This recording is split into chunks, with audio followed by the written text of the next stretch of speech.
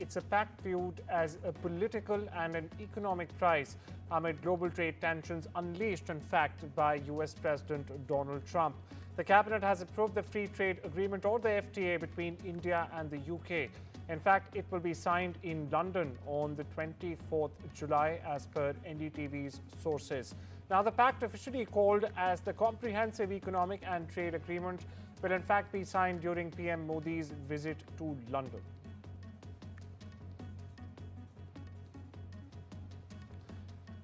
Ghislaine Maxwell, who was convicted of helping financier sexually abuse underage girls and is currently serving a lengthy prison sentence.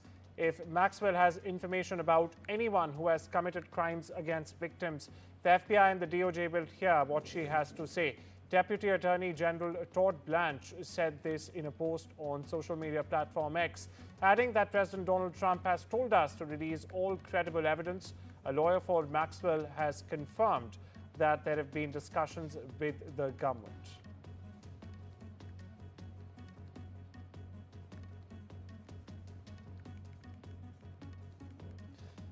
And it's another day and another Donald Trump claim. The US president has now claimed yet again, that he in fact was responsible for calling a stop to the India-Pakistan conflict. Now, Trump's comment in fact, they come only hours after the Indian envoy clearly stated that it was Pakistan and only Pakistan at whose request did India agree to the ceasefire.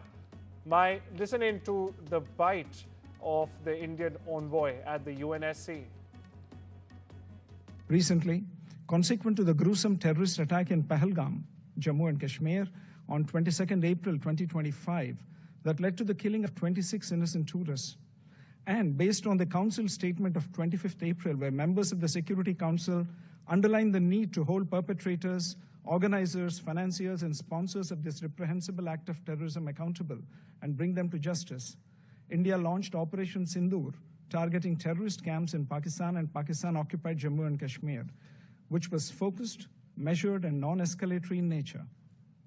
On achieving its primary objectives, a cessation of military activities was directly concluded at the request of Pakistan. Mr. President, I am constrained also to respond to the remarks made by the representative of Pakistan. The Indian subcontinent offers a stark contrast in terms of progress, prosperity, and development models. On the one hand, there is India, which is a mature democracy, a surging economy, and a pluralistic and inclusive society. At the other extreme is Pakistan, steeped in fanaticism and terrorism, and a serial borrower from the IMF.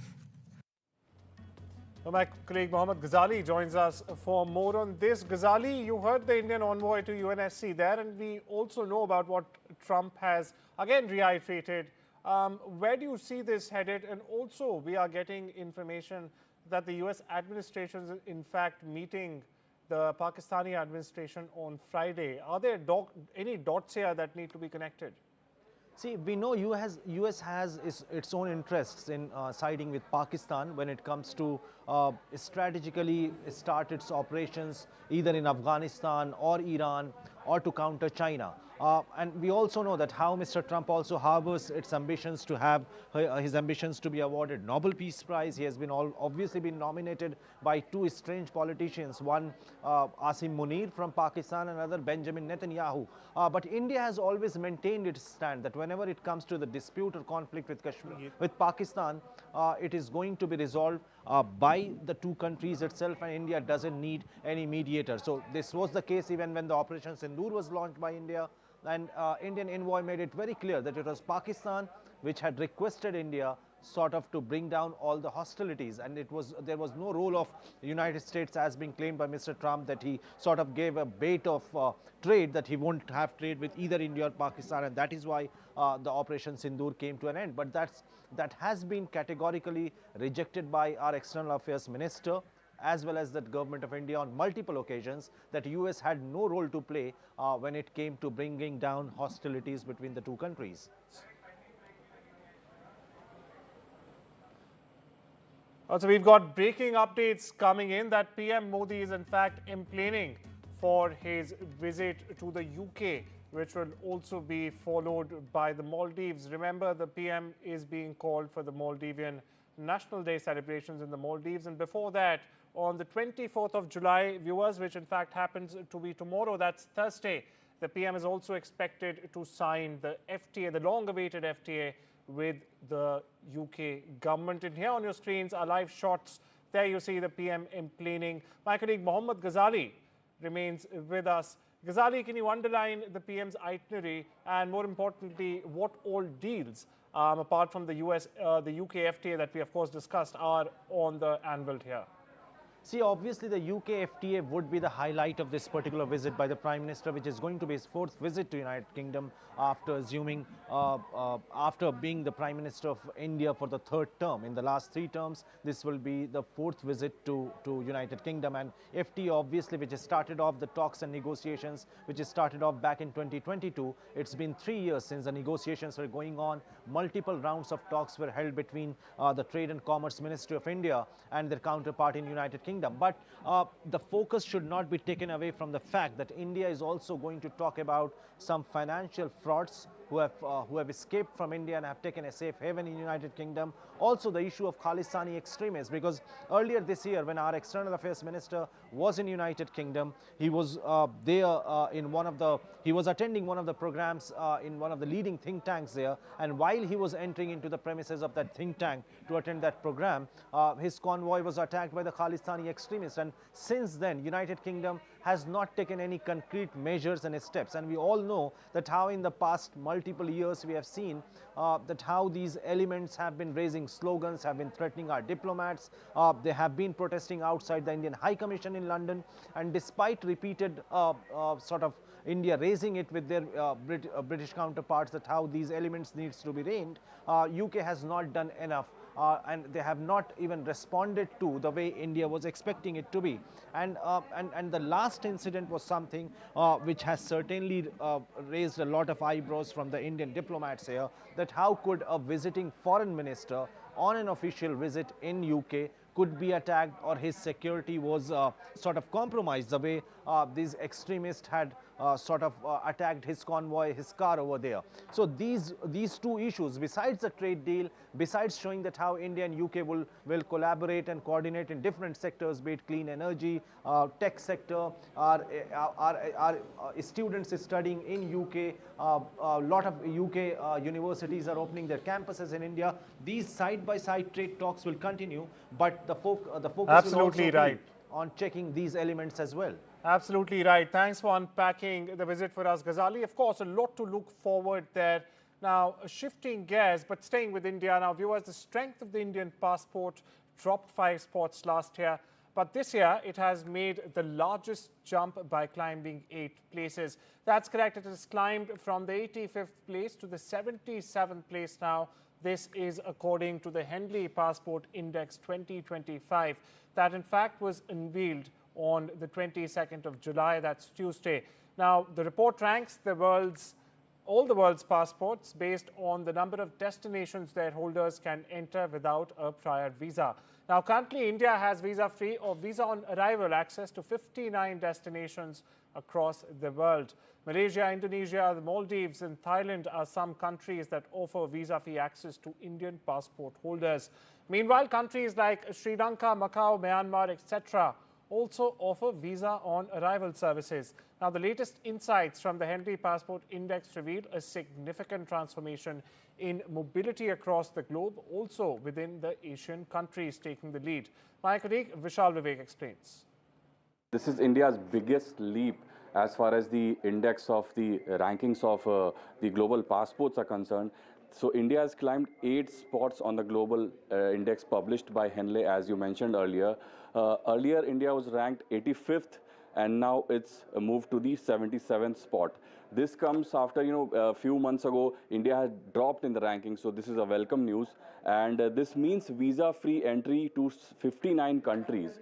So Indians will be able to fly out to as many as 59 countries without the requirement of any visas. And this also means visa on arrival to countries such as Sri Lanka, Macau, and 57 other countries.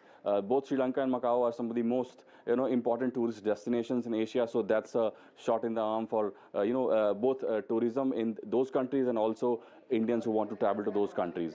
So these rankings also showcase that Asia has dominated the global mobility rankings, and also at the same time showed that US and UK powerhouses in their own right, they have dropped in the rankings. So what does this actually mean, these rankings? The first one is that travel freedom. The higher you are in the rankings, the easier is for Indians to go to as many countries. The number of countries you can explore significantly increases. The second one is global mobility. It shows that stronger passport means fewer visa hassles for work, study, or tourism. Then there is national soft power. This is about diplomacy, how India has portrayed itself on the international arena through soft power. That is also signified through these rankings. And lastly, economic opportunity. So ease of doing business, international jobs, and investments. These are some of the things that Indians can really benefit as far as these rankings are concerned. And the higher the rankings, the more beneficial it will be for Indians. Shifting focus to the Middle East, viewers, where Israel's state-owned Khan TV News reported on Tuesday that progress has in fact been made in indirect negotiations between Israel and Hamas over a Gaza ceasefire agreement. Now, this also includes the release of hostages and prisoners as well. According to this report, the talks focus on a key dispute regarding the presence of Israeli forces in the Gaza Strip during the proposed 60-day ceasefire. Over in Washington, President Donald Trump's special envoy, Steve Witkoff, is headed to the Middle East as the U.S. tries once again to reach a ceasefire deal between Israel and Hamas. Now, a breakthrough that has eluded the administration for months as conditions only have worsened in Gaza. Now, Tammy Bruce, the State Department spokesperson, told reporters on Tuesday that Witkoff was going to the region with a strong hope that the U.S. can in fact deliver a ceasefire deal as well as find a new humanitarian corridor for aid distribution. Here's what he said. What the Secretary indicated was, again, an aid corridor that needs to be set up, that both sides have agreed to, that the humanitarian situation, of course, has been a main focus of what our concern has been, obviously. And so I'm hoping, as I've mentioned to some of you earlier in the day in our conversation, that each day has the potential to have this be better. Staying with the Middle East now, viewers, Syria is reeling from a new round of sectarian violence in the south, which again, in fact, has threatened to upend the country's very fragile recovery from nearly 14 years of dragging civil war. Footage obtained by AP shows dozens of bodies still lying on the ground at the Sweda National Hospital following days of deadly clashes between the Druze and the Bedouins, and later with Syrian security forces in the city as well. The head of the Syrian Arab Red Crescent, Mohammad Hazim Bakleh, told AP on Tuesday that the situation in the city of Sweda is grim. It still remains grim, particularly in the main hospital, where some 300 bodies have piled up during the clashes. The city had, in fact, been almost entirely cut off from supplies during the almost 2 weeks long fighting. Shifting focus to the other war, where Russia said on Tuesday its forces took control of another settlement in Ukraine's Donetsk region, while Ukraine on the same day reported 176 clashes along the front line. Russia's Ministry of Defense said in its latest briefing that its forces had seized a residential area in Donetsk region over the past 24 hours and destroyed 10 Ukrainian electronic warfare stations and 13 ammunition depots.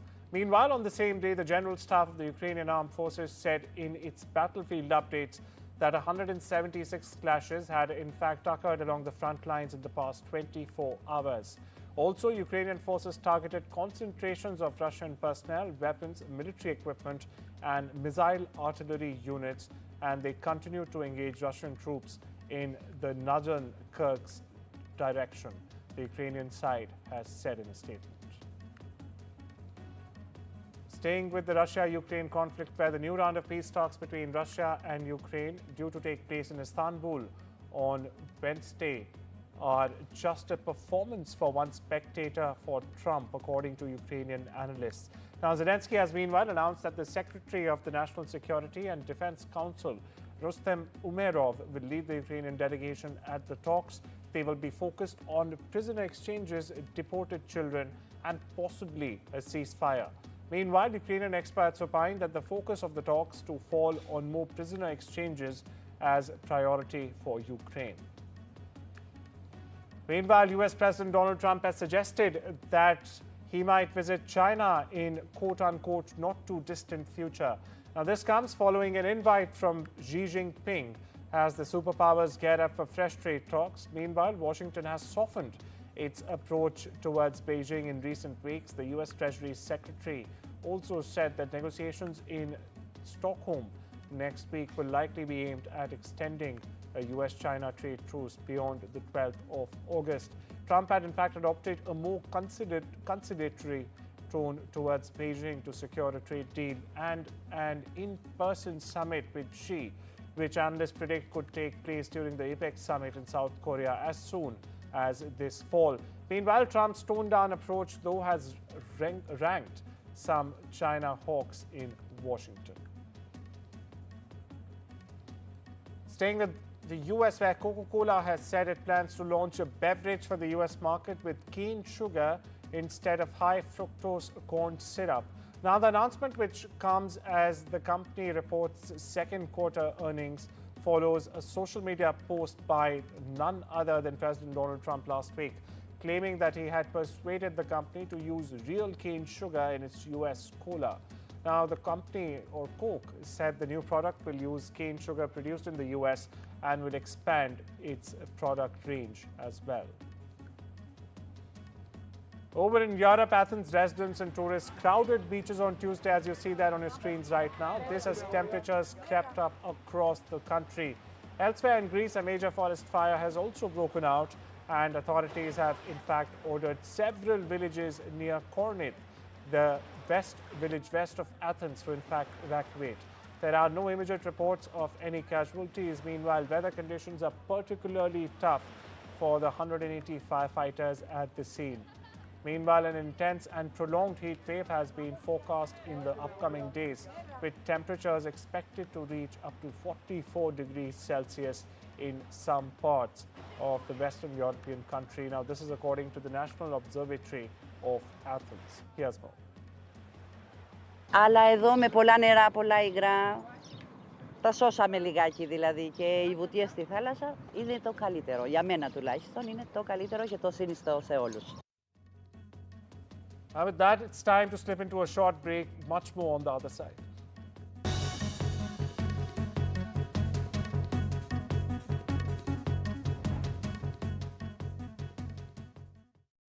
Oh, wasn't he lovely? That young man at Avanti Travel Insurance. Yeah, very. He was so reassuring. They covered all our medical conditions, you know. Oh, yeah. Your diabetes, my dodgy hip. And the rest. Even at your age, love. Oh. Love? Oh, great. Oh, love. Avanti Travel Insurance cover most pre-existing health conditions for all ages. That's travel reassurance. Call or go online. I knew I should have got the flamingo. Get that Lucky Cow feeling with luckycowbingo.com/bingo, the site that's bursting with beautiful bingo games. That's luckycowbingo.com/bingo.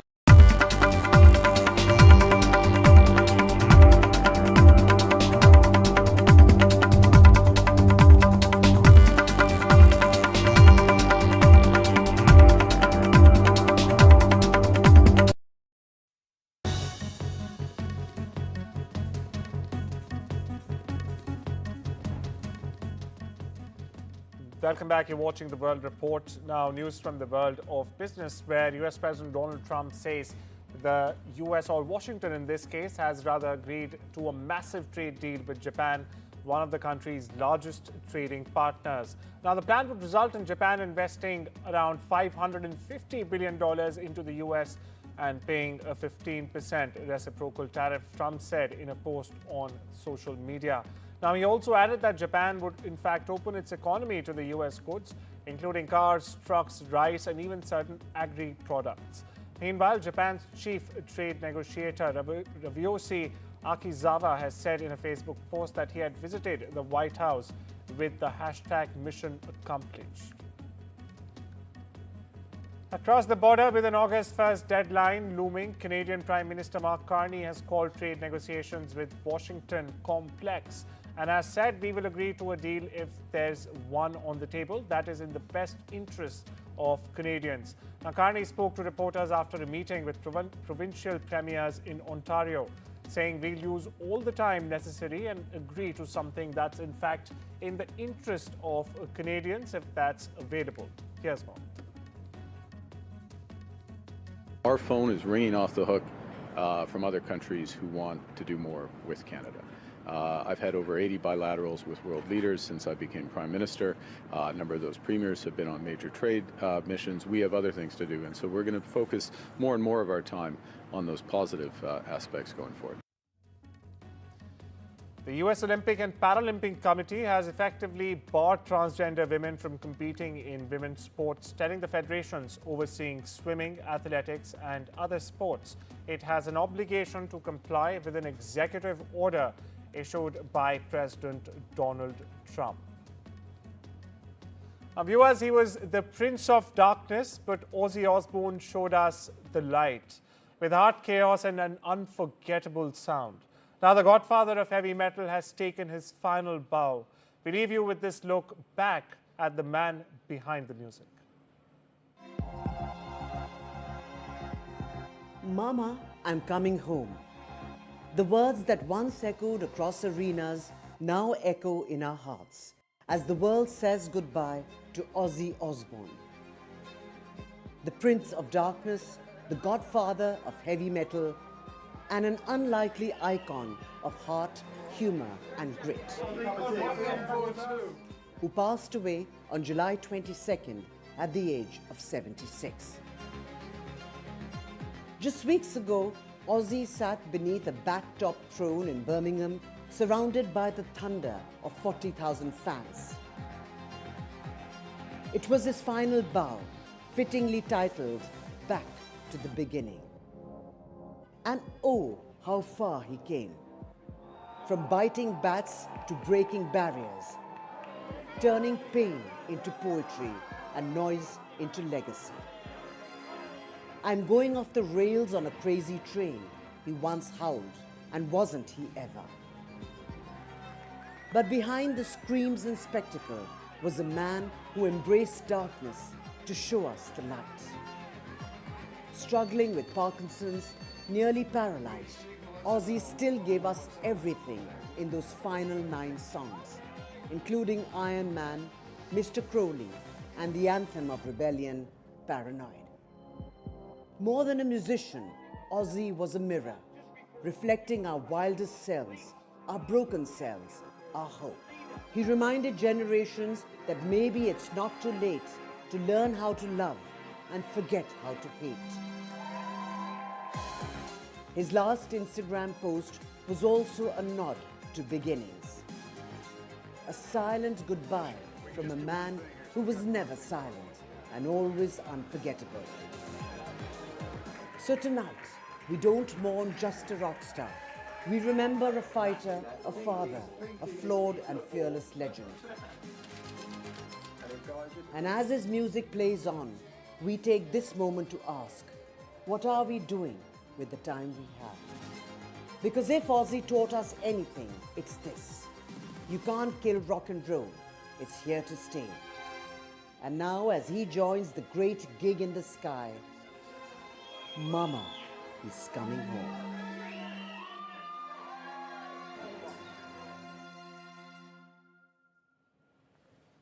Nicely edited.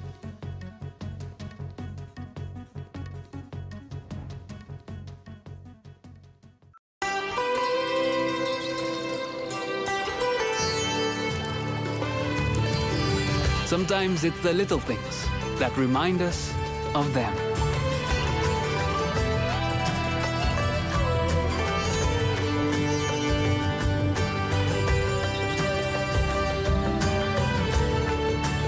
stay close, even when you're far apart. Send money worldwide with Remitly. Bingo lovers. An urgent appeal from UNICEF UK. Children in Gaza are in critical need of food, water and medicine, and we need your help. Families are still at risk. The services they rely on have been destroyed and their lives turned upside down. UNICEF is working non-stop, providing life-saving medical supplies, clean water and fuel to keep services running. But we can't do it without you. To find out how you can help, search UNICEF Gaza or text Gaza to 84915. £39 could provide a family with an emergency water and hygiene kit. Whatever you can afford, your vital gift will help UNICEF keep working with children and families in Gaza to get through this crisis. Search UNICEF Gaza online or text Gaza to 84915 and help bring hope for children caught in this devastating crisis. Thank you.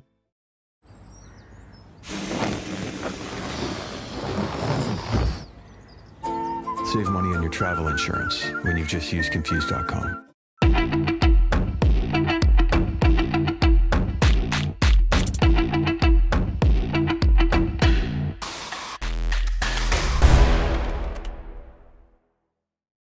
But I'd like to start this off by asking you, Vishnu, what you think about the whole question of India not having stealth fighters right now. It's a huge Everyone's problem. trying to sell them to us as well. It's a huge problem, Shiv.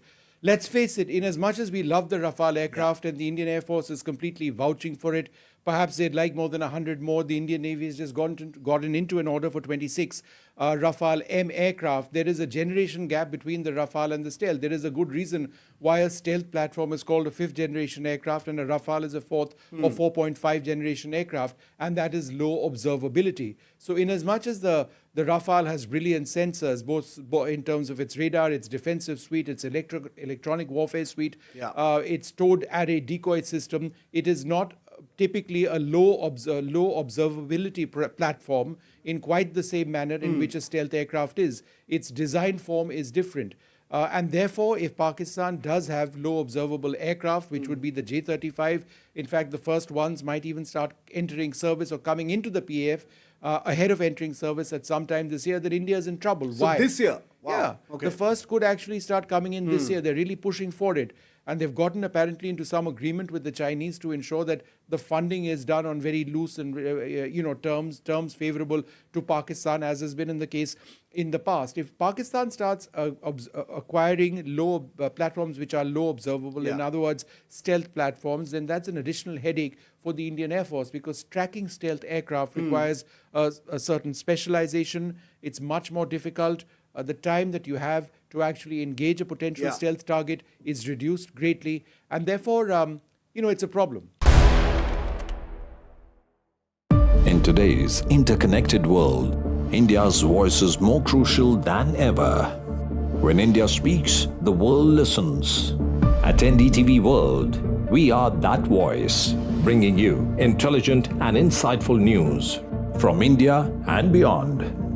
From geopolitics and diplomacy to economic shifts, migrations, tech disruptions, and the stories of our diaspora, we cover the news that shapes our global future. NDTV World, your new home for global news, is here.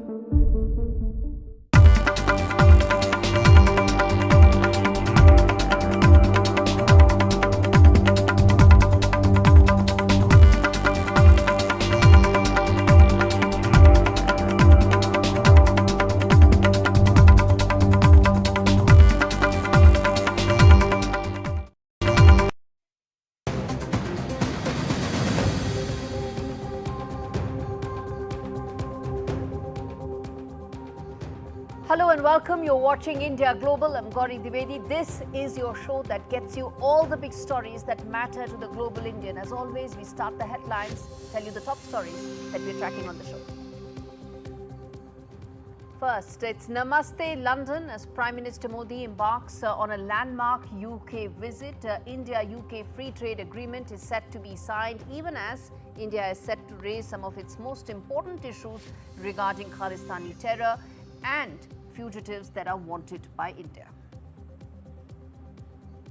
Indian man assaulted in Ireland weeks after arrival. It's a racist attack against an Indian. This comes even as several such attacks have taken place in the past, including one on an Indian student who was brutally assaulted in Australia.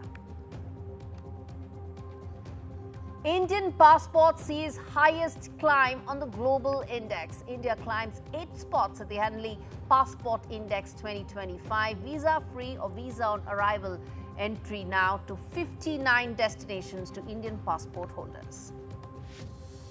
Canada invites foreign nationals to apply for permanent residency. It kickstarts yet another initiative to ensure that it allows more people who are eligible for its PR program. India slams Pakistan's rhetoric on Kashmir in this treaty at the United Nations Security Council. Pakistan mocked as a serial borrower from the IMF.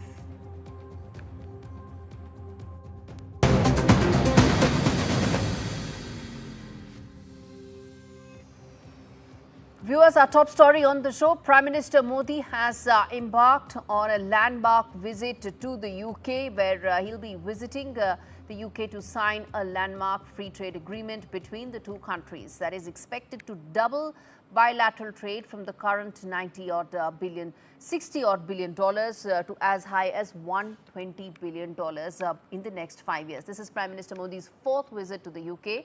During his stay, he will be meeting his British counterpart, Keir Starmer, and will also be calling upon King Charles III. The discussions will also touch upon regional global developments of mutual concern to both India and UK. This report, viewers, brings you all the details as to why this visit is going to be so important for India and for the UK.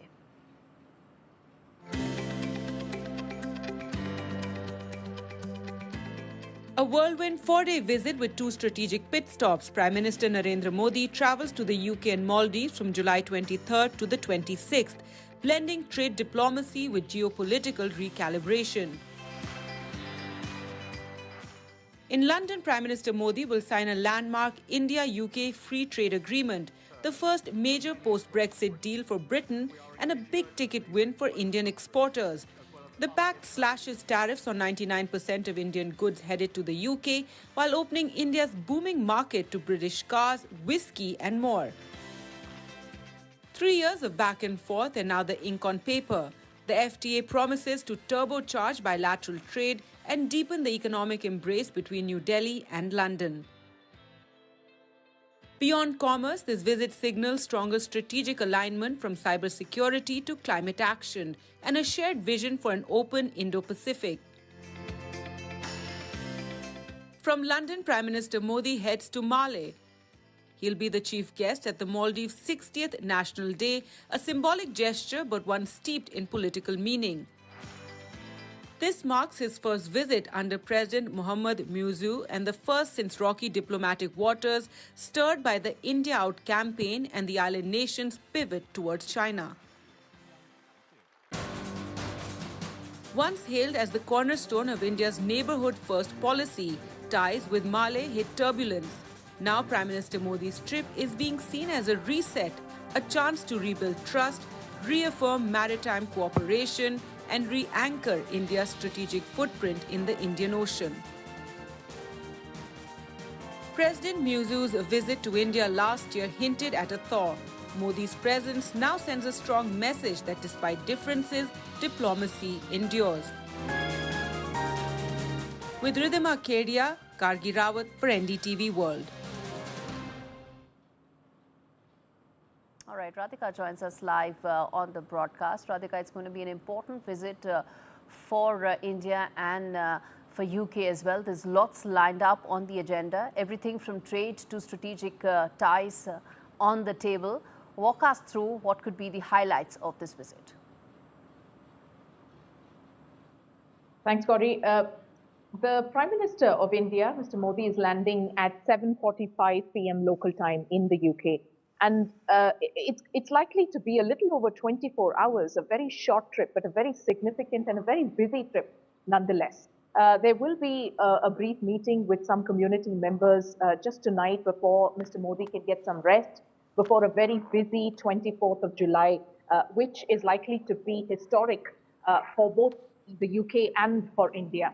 A political reset, really, an economic reset for wider collaboration with this signing of the FTA, which the UK and India is likely to perform tomorrow, when Prime Minister Modi will be meeting Sir Keir Starmer, his counterpart in the United Kingdom, the the Prime Minister of the United Kingdom, at Chequers, which is a little outside of London.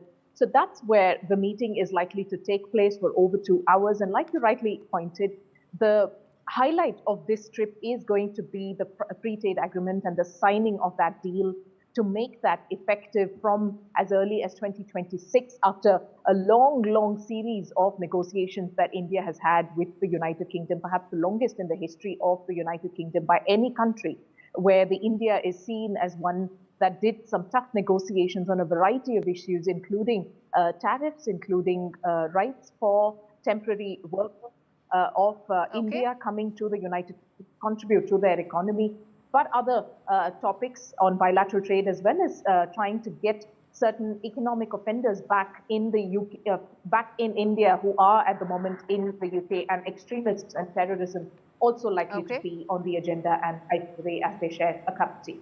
All right, we leave it there, Radhika. Thanks much for giving us that update. In fact, viewers, India's challenge of cross-border terrorism and activities with regard to the pro-Khalistani elements that operate almost with impunity in the UK are going to be one of the key features that will be part of the strategic discussions between the two prime ministers. In addition, the Indian government's plan does include talking about, well, the fugitives that continue to be harbored by the UK. Why is it that some of India's most wanted economic offenders continue to be in the UK? Some of them have actually been partying. Vijay Mallya's recent party shots also came to light in the UK, where one asked, why is it that these countries continue to provide almost a safe haven to economic offenders of India? And in fact, to talk more on that, I'm going to be joined by Barzeen Wagmar. But before that, I want to quickly play out these big questions, viewers. The big questions that we always ask on the show. Let's put that out for you. First and foremost, will the UK act against the Khalistani terrorist attack and the terror threat that remains? Remember, even when our External Affairs Minister, Dr. Jaishankar, was in the UK the last time, these K-terrorist elements came to fore once again. Second key question that we'll ask is, will the UK fast-track extradition of several of these K-terrorists, Khalistani terrorists that are most wanted by India? Thirdly, how will the Modi-Starmer duo counter the K-terror threat that is an important aspect of the India-UK strategic ties? In addition to that, the agenda will include extradition of, as I said, Lalit Modi, Nirav Modi, Vijay Mallya, all big economic offenders that are wanted by India and who need to face the Indian law. Let's get in now. Barzeen Wagmar joining us live. She's in fact at the South Asia Institute. Mr. Wagmar is at this SOAS and joins us live from London. Thanks so much, sir, for speaking to me on NDTV. Let me start first by asking you, there's a lot on the agenda. One is the trade aspect, which is pretty much coming to an end in terms of fruition of the trade pact. But what about the strategic concerns that India has, whether it is in terms of the Khalistani terrorists or the one related to the economic fugitives? The question of extradition is already on the cards because India and UK do have an extradition treaty in place for several years. And no doubt these discussions would have been baked into the FTA agreement behind the scenes. There's no question about the toing and froing, and that New Delhi would have been very tough on this aspect with London and would have made clear to London that there are certain red lines. with the economic offenders in question, yes, but more so with the strategic element of secessionists who have sought haven here, as well as in Canada, and use it for their nefarious designs of balkanizing India and the rest in the name of free speech. So that India would have expressed its concerns very, very vigorously to London on that factor. The Labour dispensation currently under Sir Keir Starmer and Prime Minister Carney in Ottawa both have made overtures to India and want to turn a page. By that, I mean in the Canadian case, from Justin Trudeau's disastrous policies that led to a deep dive in relations, never before seen since independence, and also Sir Keir in the way he took over the Labour Party to actually purge it of hard left elements under Jeremy Corbyn, because Mr. Corbyn was in hack to quite frankly, the Muslim lobby and other hard left elements who have necessarily felt India as an antagonism and should be dealt with. And they have looked at India unfavorably and will continue to do so. Sir Keir, for his part, wants to put that behind him, and he has, in a manner of speaking, done that. But now the crunch comes in actual extradition. The problem with these offenders and these secessionists in question is the law factor, because the problem with England is that you have a flourishing law racket of ambulance chasing lawyers who have been able to stay the hand of the Home Office even if they wish to see these elements deported. Okay. And that's what primarily is the nub of the issue. And it's the same problem which happens also with these illegal aliens that we want to deport. And it's again these lawyers who with trumped up cases and charges, and with judges, quite frankly, who have dispensed with perverse judgments that do not let them go through. What you're saying in terms of the largest problem with regard to the systemic failure to be able to address some key concerns. But the fact is, whether it is the extradition of Nirav Modi or Lalit Modi or Vijay Mallya, these are fundamental requests of India. And the sense one gets there is that New Delhi's repeated requests haven't led to the kind of response that one would have ideally hoped for from London. And is that likely to now impact the larger relationship? It will. Under the Modi dispensation, it will, compared to governments in previous years, whether BJP governments or Congress governments who have repeatedly requested London. But London, I wouldn't say has stonewalled their requests, so much has ignored it. In that, the domestic issue for London is not so much the vote bank of ethnic voters, though that does tie in with the two main parties, the Tories and the Labour, but also the question of social cohesion and for minorities, and it would be deemed as pandering to a foreign government. That is how it would be played out here. Can I just take you as a historian very briefly to another aspect? In the aftermath of Operation Blue Star, which goes back to 40 years leading to Mrs. Gandhi's assassination in October '84, the intelligence services here had deputed 2 officers to India to help with the Khalistani separatism issue.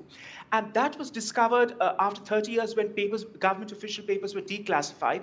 And it created a furore here, and no doubt the Khalistani Sikh ethnic community wanted to capitalize on it and embarrass the government of the day by asking why was the British government helping an Indian government on a matter which, quite frankly, for the Indian government was of importance, of national security importance. And these are bilateral arrangements between governments. But you had a voluble, vocal minority here trying to hijack and embarrass the government as to why did the government of the day, under Mrs. Thatcher, take such a lead, which it did quite rightly.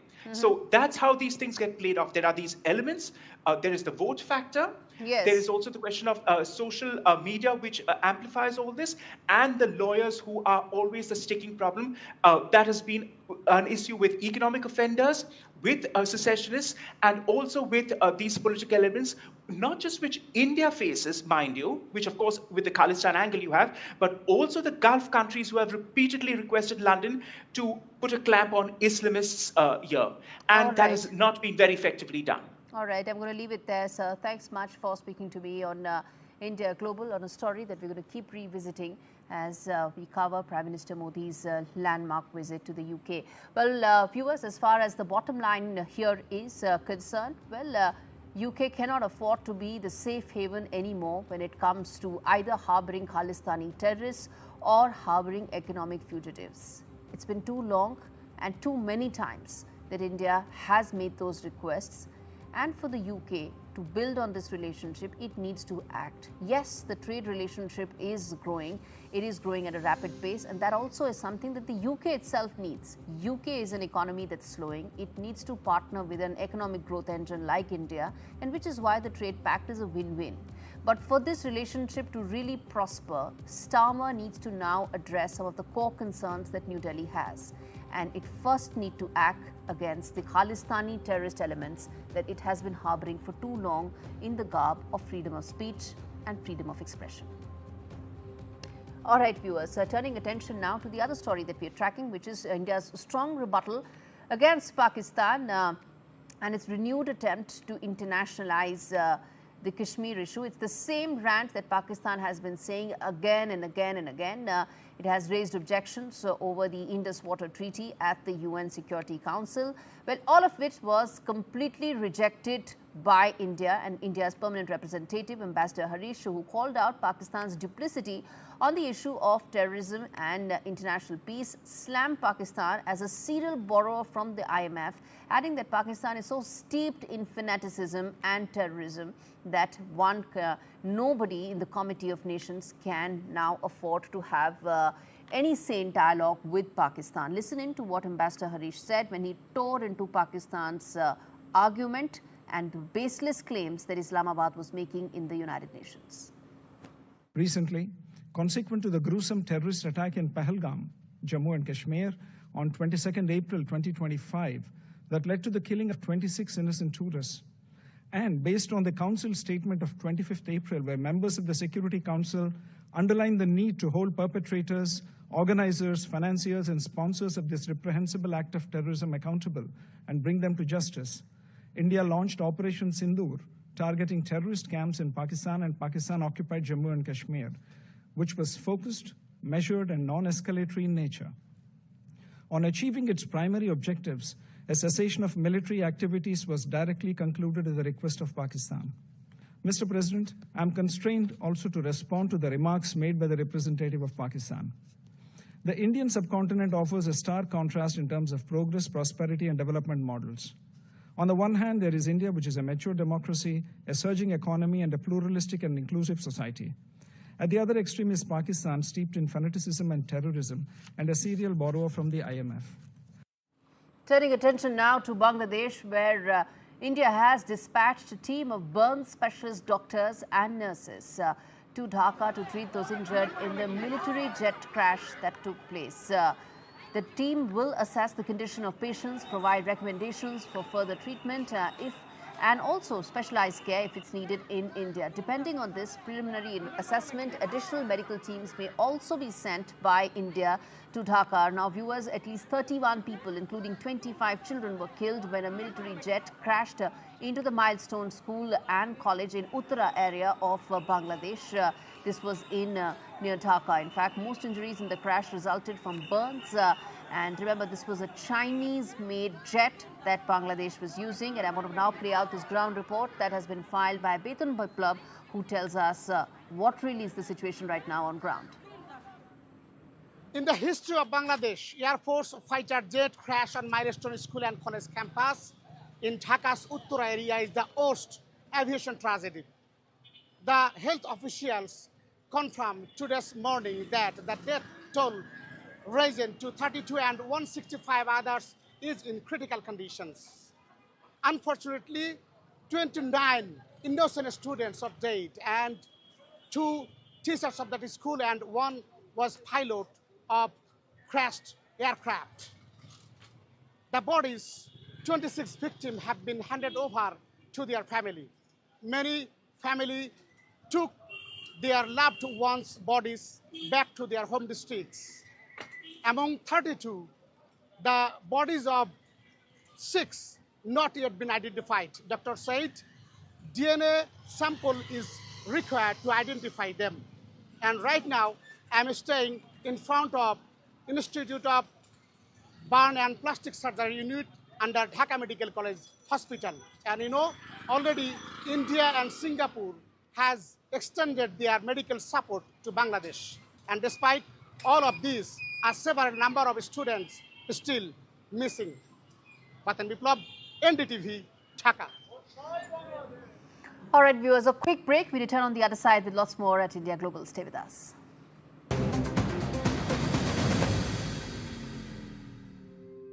Cricket updates brought to you by Remitly. Send money home safely with Remitly. I'm so grateful. Without your help, we couldn't have got through the past year. So it's important to say a proper thank you. It happened so fast. We thought he had a bug, but it was meningitis. He was critically ill, fading fast, and we faced a daunting 3-hour journey to reach specialist help. But your critical care children's ambulance got him there safely. His mum and dad stayed with him every day, and your accommodation kept them together. You helped them through the worst of times. It's a miracle, but he survived, thanks to our amazing NHS and life-saving support from NHS charities. And that's why I'm writing a forever thank you into my will. Search Forever Thank You to find out how to write a gift into your will to an NHS charity to help them support the NHS to do more for patients, staff and communities for years to come. Guess who's coming to dinner with Felix? Robbie Williams. Cats do what they want when they want to. Don't feel any need to impress you. Dinner! Live like your Felix. It's great to be a cat. Purina.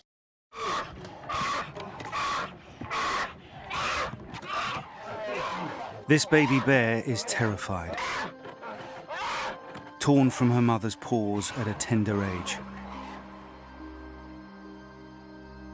They will force her to live alone in a tiny, filthy cage, like so many bears driven mad by loneliness, rubbing their wounds raw against the bars, suffering cruelly day after day, year after year, just for people's entertainment. Four Paws found little Potap crammed into a tiny, squalid cage. He'd been there for almost 9 years, lonely and isolated. There are so many more young bears who need your help. Please call 0800 038 0455 or text CUB3 to 78866 and give £2 a month to help rescue them. Every month, your £2 could help us free more bears, help give bears the veterinary care they need, and help them live happy, healthy lives in the freedom of our natural sanctuaries. Call 0800 038 0455 or text CUB3 to 78866 and give £2 a month and help Four Paws free bears from agonizing torture. Please, don't leave these bears to suffer for a single day more.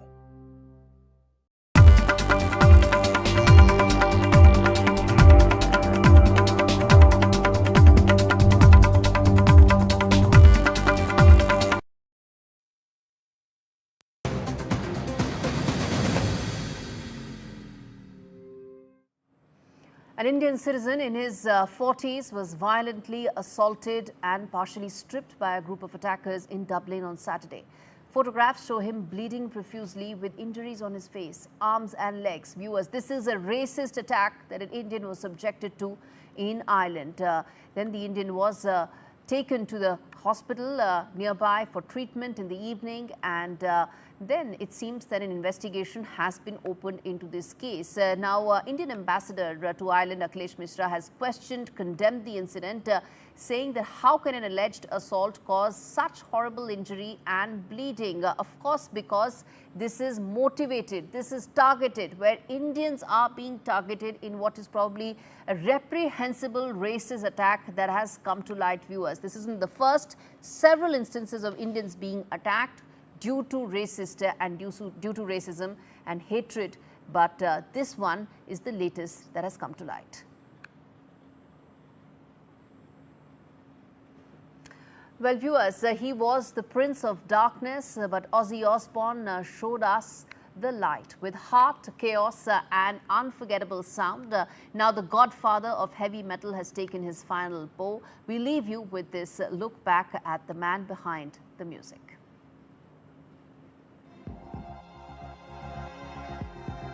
Mama, I'm coming home.